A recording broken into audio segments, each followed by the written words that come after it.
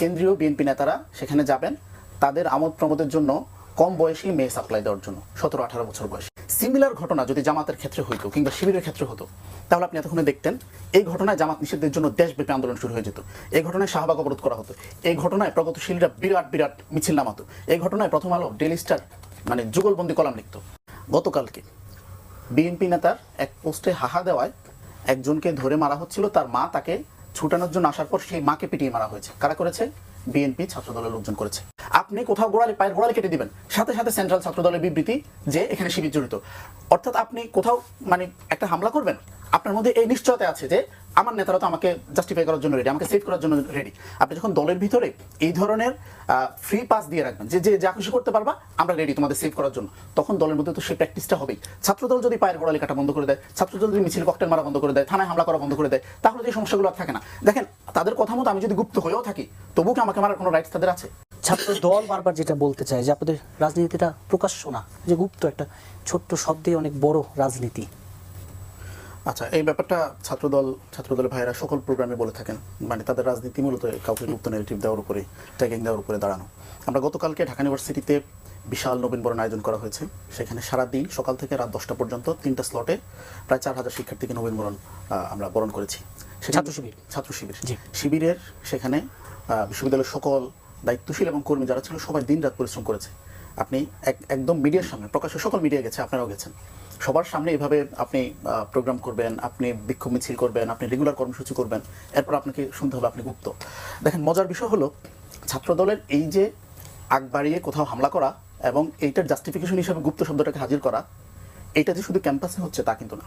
ক্যাম্পাসের বাইরেও এই কমন প্র্যাকটিসটা বিএনপি ছাত্রদলের মধ্যে দেখা যাচ্ছে। আজকে বিএনপি নেতার বিরুদ্ধে পোস্ট করায় স্বেচ্ছাসেবক দলের এক নেতাকে কোপানো হয়েছে। গতকালকে বিএনপি নেতার এক পোস্টে হাহা দেওয়ায় একজনকে ধরে মারা হচ্ছিল, তার মা তাকে ছুটানোর জন্য আসার পর সেই মাকে পিটিয়ে মারা হয়েছে। কারা করেছে? বিএনপি ছাত্রদলের লোকজন করেছে। আমি আরেকটি বিষয় একটু অ্যাড্রেস করতে চাই। গতকাল পরশু থেকে একটি বিষয় ব্যাপক আকারে সোশ্যাল মিডিয়া আসছে, কিন্তু মেইন স্ট্রিম মিডিয়া টোটালি বিষয়টাকে অ্যাভয়েড করে গেছে। সেটি হচ্ছে রংপুরের পীরগঞ্জ কুমিতপুর ইউনিয়নের সেখানে বিএনপির যিনি সেক্রেটারি এবং তার নাম হচ্ছে আবুল কাশেম, মহিলা দলের নেত্রী মুন্নি বেগমের একটি ফোন আলাপ ফাঁস হয়েছে যে কেন্দ্রীয় বিএনপি নেতারা সেখানে যাবেন তাদের আমোদ প্রমোদের জন্য কম বয়সী মেয়ে সাপ্লাই দেওয়ার জন্য, 17-18 বছর বয়সী। সেখানে তারা নানান অশ্লীল কথাবার্তা বলছেন। এই ঘটনাটি বেমালুম সকল মিডিয়া এটিকে অ্যাভয়েড করে গেছে। সিমিলার ঘটনা যদি জামাতের ক্ষেত্রে হইতো কিংবা শিবিরের ক্ষেত্রে হতো তাহলে আপনি এতক্ষণে দেখতেন এই ঘটনায় জামাত নিষিদ্ধের জন্য দেশব্যাপী আন্দোলন শুরু হয়ে যেত, এই ঘটনায় শাহবাগ অবরোধ করা হতো, এই ঘটনায় প্রগতিশীলরা বিরাট বিরাট মিছিল নামাতো, এই ঘটনায় প্রথম আলো, ডেইলি স্টার যুগলবন্দি কলাম লিখত।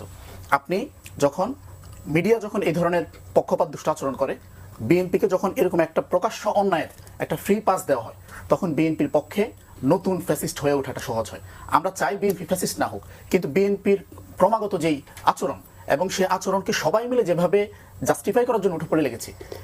দেখেন, আপনি যদি ছাত্রদল আজকে ডুয়েটে যে হামলাটি করেছে সেখানে তাদের যুগ্ম সম্পাদক জড়িত, সেখানে প্রচার সম্পাদক জড়িত, ছাত্রদল যদি এই ঘটনায় তাদের বিরুদ্ধে অ্যাকশন নিত তাহলে সেখানে কি মেসেজ যেত যে দলের মধ্যে এগুলোর কোনো সুযোগ নেই।